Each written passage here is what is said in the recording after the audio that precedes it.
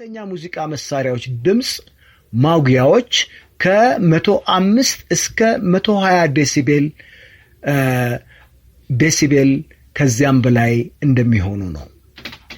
ድምፅ በገደል ማሚቶ ነጥሮ የሚመለስባቸው ነገሮች ባሻገር በሁሉም ነገር ውስጥ ይተላለፋል። በቅርቡ ድምፅን በተመለከተ በተደረጉ ጥናቶች ውስጥ ድምፅ ኃይል እሳትን ማጥፋት እንደሚችል፣ ከፍተኛ ድምፅ ባላቸው የምግብ ቤቶች ውስጥ የሚሰማው የሙዚቃ ድምፅ የምግቦችን ጣዕም እንደሚቀይር፣ የምግብ ጣዕም ማጣጣም ችሎታችንንም ከምላሳችን ላይ ሳይቀር እንደሚቀንሰው ተደርሶበታል። ድምፅ የመስማት ጤና እንዴት ይጎዳል? ጤናን እንዴት ይጎዳል? የመስማት ስነ አካላችን ሳይጎዳ ልንሰማ የምንችለውን የድምፅ መጠን ከ60 እስከ 65 ዴሲቤል ብቻ ነው።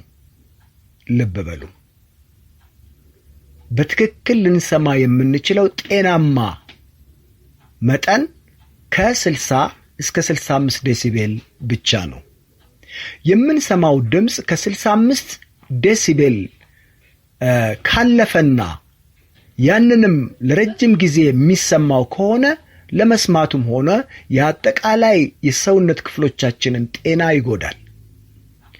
ከፍተኛ ድምፅ የሚወጣው የአንድ ሽጉጥ ተኩስ በቅርብ ርቀት ከተሰማ በምንም መንገድ የማይድን የመስማት እጦት እንደሚመጣ ተደርሶበታል።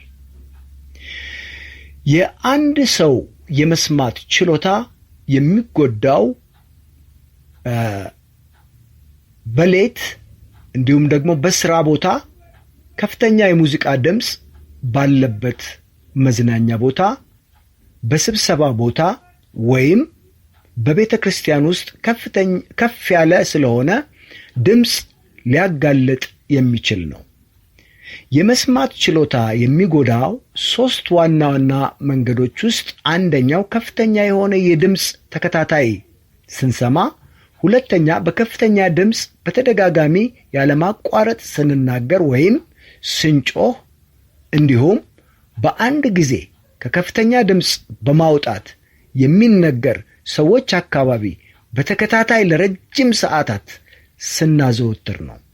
ማለትም ከ65 ዴሲቤል በላይ የሆነን ድምፅ በተከታታይ የምንሰማ ከሆነ ማለት ነው። እንግዲህ ምክንያቶቹም በጣም ረቂቅ የሆኑ የጆሮአችንን አካላት በድምፅ መጠን ስለሚጎዱ ነው። የመስማት ስነ አካላችንን በከፍተኛ ድምፅ ከተጎዱ ደግሞ ጉዳቱ የማይመለስና ሊድን የማይችል ሊሆን ይችላል። ስለዚህም በድምፅ አማካኝነት የሚመጣውን የመስማት ማጣት ችግር መከላከል ይኖርብናል ማለት ነው። የተወደዳችሁ ወንድሞች፣ እህቶች እንዲሁም ውድ እንግዶች የማንኛውም ዕድሜ ከልክ ያሉትን ሰዎችና የሁሉንም ጾታ ይጎዳል። ማንኛውም ዕድሜ ላይ ያለ ሰው ሊጎዳ ይችላል ማለት ነው። ለከፍተኛ ድምፅ በመጋለጥ የሚመጣው የመስማት ማጣት በጆሮ ድንቁርና ቀስ በቀስ የሚከሰት በመሆኑና ጉዳቱም የውስጥ ስለሆነና የደም መፍሰስ፣ እብጠትና የጠባስተኛ ሙዚቃ መሳሪያዎች ድምፅ ማጉያዎች ከ105 እስከ 120 ዴሲቤል ከዚያም በላይ እንደሚሆኑ ነው።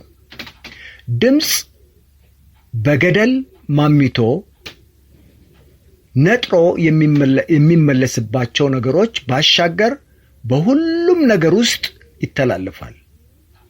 በቅርቡ ድምፅን በተመለከተ በተደረጉ ጥናቶች ውስጥ